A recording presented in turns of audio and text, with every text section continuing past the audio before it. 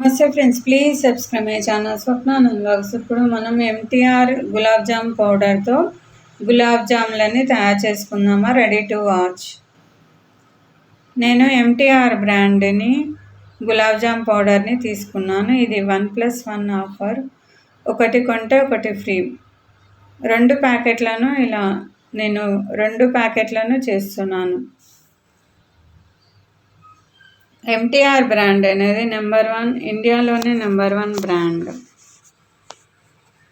తర్వాత ఒక ప్యాకెట్ గులాబ్ జామ్ పొడిని ఒక కప్పులోకి తీసుకుంటే ఒక కప్పు కరెక్ట్గా సరిపోయింది.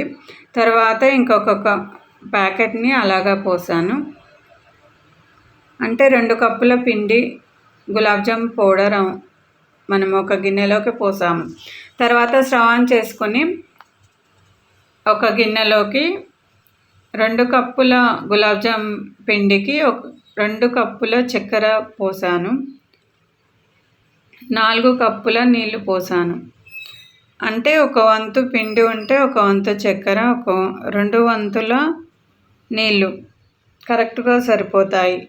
మీరు ఒకవేళ చక్కెర తక్కువ తినాలి అనుకుంటే తక్కువ వేసుకోండి. కరెక్ట్గా తినాలి అనుకుంటే ఇలా కరెక్ట్గా సరిపోతుంది. తర్వాత 4 కప్పుల నీళ్ళని పోసాను. 1:2 రేషియో అన్నమాట. తర్వాత 4 కప్పుల నీళ్లు పోసిన తర్వాత 1 స్పూన్ యాలకుల పొడి వేసాను. ఈ యాలకుల పొడిని చక్కెర యాలకులను మిక్సీ పట్టిన పౌడర్ 1 స్పూన్ యాలకుల పొడి వేసాను. తర్వాత మనం గులాబ్ జామ్ పిండిలో పాలతోటి మనం కలుపుతున్నాం కాబట్టి ఇవి వేడి చేసి చల్లార్చిన పాలు. 1 కప్పుకి సగం కంటే కొంచెం ఎక్కువ పాలు పట్టాయి. కరెక్ట్గా 3/4 కప్పు పాలు పట్టాయి. ఇలా కొద్ది కొద్దిగా పాలను పోసుకుంటూ, నీళ్ళను మాత్రం అస్సలు పోయకండి. ఎందుకంటే నీళ్ళతో పిండిని తడిపితే అంత టేస్టీగా అనిపించదు. తర్వాత పిండిని ఇలా మరీ గట్టిగా కాదు, మరీ లూజా కాదు, మీడియంగా తడుపుకొని ఇలా మూత పెట్టి ఒక 30 నిమిషాల పాటు అలాగే వదిలేయండి. తర్వాత మనం చక్కెర అనేది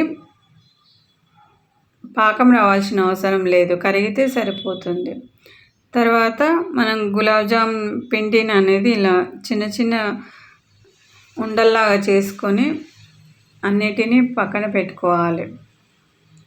పగుళ్ళు రాకుండా నిదానంగా ఇలా మధ్యలో 2 చేతులకు మధ్యలో పిండిని పెట్టి రౌండ్గా మనం చుట్టి పగులు రాకుండా మనం ఉండలు చుట్టుకోవాలి. మీరు కావాలంటే నూనెని కొంచెం అద్దుకొని చేతికి నూనె కానీ నెయ్యి కానీ రాసుకొని పిండి ఉండలని చేసుకోవచ్చు. నేనైతే నూనె నెయ్యి అస్సలు రాయలేదు. తర్వాత చక్కెర అనేది పాకం రావాల్సిన అవసరం లేదు.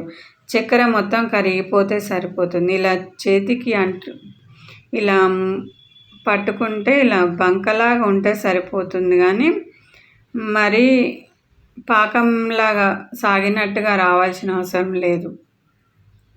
చక్కెర మొత్తం కరిగిపోయిన తర్వాత స్టవ్ ఆఫ్ చేసుకొని మనం ఆ గిన్నెని పక్కన స్టవ్ మీద పెట్టుకోవాలి. చక్కెర నీళ్ళు అనేది కొంచెం చల్లారే వరకు మనం ఉండలనే డీప్ ఫ్రై చేసుకుందాము. స్టవ్ ఆన్ చేసుకొని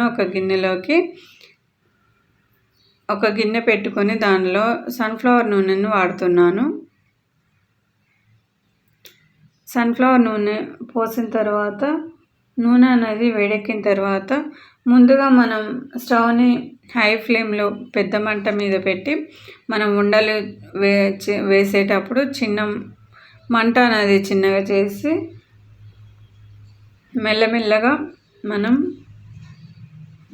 ఇలా ఉండలను వేసి కొంచెం గోల్డెన్ కలర్ వచ్చిన తర్వాత తీసి ఒక గిన్నెలోకి వేసుకోవాలి ముందుగా. తర్వాత గిన్నెలో నుంచి